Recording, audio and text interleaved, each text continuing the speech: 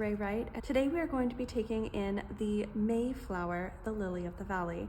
As always, when we do the outlines, I am going to show you how to do it first with the preliminary in red, and then we're going to solidify our outline using blue. Now, if you only have pencils at home, that's okay. You can just do it in pencil, but I'm going to ask that you do your preliminary using the Sketcher's hold. So the Sketcher's hold is where we do 4 fingers on top and the thumb underneath. When we hold our pencil, we want to make sure that your thumb is either in between your index and middle finger or on the opposite side of your middle finger. So we're going to place our fingers holding onto our pencil, leave the other 3 to rest against the top edge. Make sure the top of your hand is facing towards the ceiling, the palm of your hand facing down towards your paper. Push down your hand, relax your wrist. When we do the outlines, you're going to do the whole outline using the entirety of your arm. I don't want you to use just your hand because that's going to make your muscles in your wrist and your hand really hurt after a while. Instead, we're going to use the entire arm.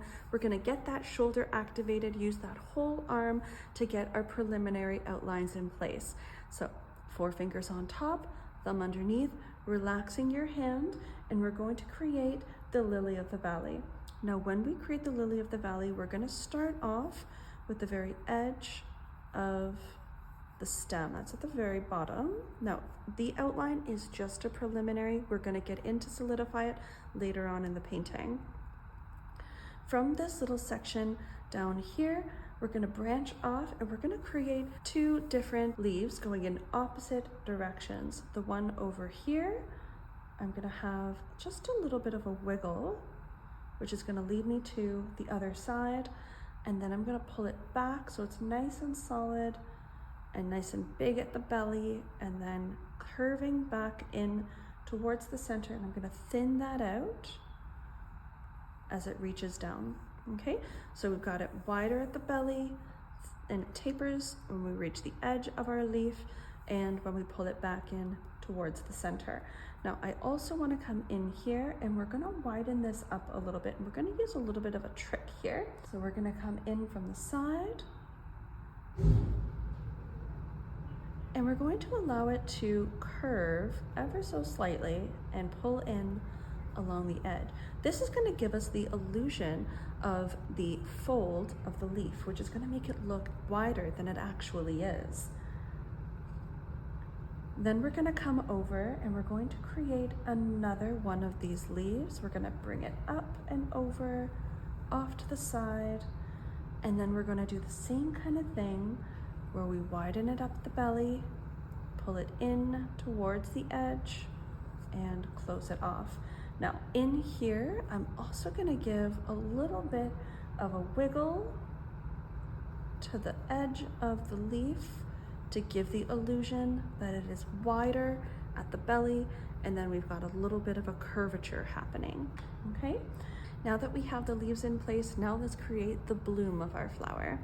So we're gonna start down here at the bottom, and we're going to make a little curve. So we're gonna come out, and then we're gonna bring it back over.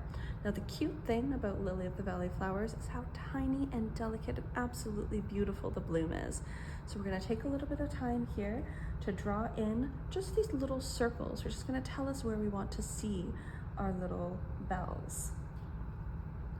And they literally do look like teeny tiny bells, and you can do as many or as few as you want. Have them on both sides or just on one side. I'm going to leave that up to you. Everybody gets to choose what they want to do for their drawing. No 2 drawings are going to look the same because no 2 lily of the valley flowers are going to be the same.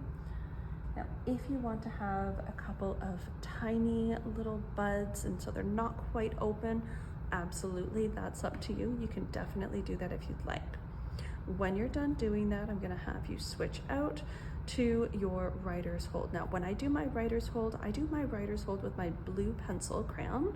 So I'm going to hold on to it in my writer's hold. Now, your writer's hold might be 1 finger on top, 2 fingers on top. It might be 3, the claw grasp, or holding it like Taylor Swift. How do you hold a pencil? So I want you to hold yours the way that you feel comfortable doing it. And if you're more comfortable doing one specific way, there's no wrong way to do it. So take your time and figure out what works best for you. Okay, now if you want to do just the flower itself, you are absolutely welcome to do that, but maybe you want your lily of the valley to be hidden amongst other wildflowers. If that's the case, you don't want to do a finished edge to your lily of the valley. Instead, you're going to want to bring this all the way down so that later on, if we want to paint it or draw it in, maybe you want to do it in acrylic or in watercolor or gouache, absolutely up to you. We just want to make sure that we have a gap at the bottom here so that we're not cutting off the lily of the valley flower, and that way it looks a little bit more natural. Okay, coming in over here to do the other side of the leaf and down to taper and a little bit of a curve. Okay, I want to give the illusion that these leaves are kind of connected. So we're gonna pull all of these guys together. There we go. I want my lily of the valley flower to be in the forefront, and so I want these leaves to be pulled back into the background. So when I'm drawing this outline in, I need to make sure that I can really show the detail of the flower itself being pulled to the front, okay? Before I do this back leaf over here, I'm actually gonna come in, I'm gonna solidify all of my little flowers. And I'm gonna start over here at the very tip with this tiny little one, this little bud that hasn't quite opened yet. So just solidifying that in. Make sure that you connect your little bells into the stem. And if they're not quite open, make sure that you add in that center line because it's going to have to widen in order for it to bloom. Okay. And then whenever you're ready to start creating the bells that are in bloom, you're gonna widen up the base. And it's really cute when we look at these because it kind of reminds me of like a baby octopus almost. I don't know if you guys have ever seen little teeny tiny little baby octopuses. I'm actually not 100% certain what they're called. If you know what they're called, drop it down to the comment section, let me know. Okay. So just making these little bells here, and they can be any sort of kind of shape at the bottom, and they can curve in different directions. And I'm gonna leave that up to you. Which way do you want them to curve? And when you're drawing out these shapes, I want you to think of literal bells, because that's really what they give the illusion of being. Take your time to draw these in place. And if you don't like one, if you're doing this in pencil, the cool thing is that you can just erase it. And if you plan on doing this in acrylic, well, that's absolutely doable. You can absolutely do this in acrylic. Now you can paint over any of the elements that you don't really like. When I'm done with this drawing, I'm actually going to turn it into a painting. And this one is going to be an acrylic painting.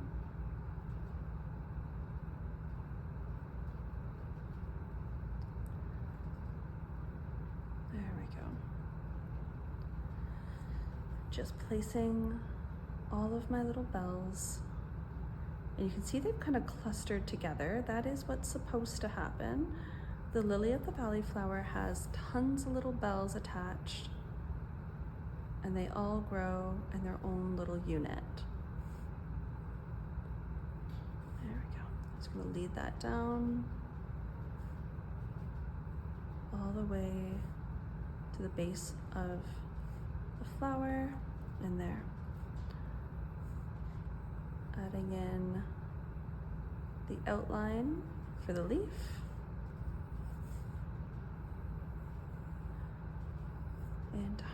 And there we have it. Cute little outline for a very cute little flower. If you've done this in pencil, alternative things to make adjustments. You can leave it here. You can come in to add some shadow down at the bottom. You can add in maybe like a little field mouse or some butterflies or some ladybugs, which would be very, very cute. Maybe you want to add in the other flower for the month of May, which is actually hawthorn, which is one of the next tutorials coming up. So if you are a May baby, you can learn how to do the lily of the valley or do the hawthorn, or put them both together in a beautiful little combo. I did my design on mixed media paper, and from here I'm going to be doing the next tutorial on how to turn this into an acrylic painting. So if you want to follow along with that, it's the next video coming up. Thank you guys so much for following along with this. I hope you had fun. Remember to be kind, and as always, stay colorful.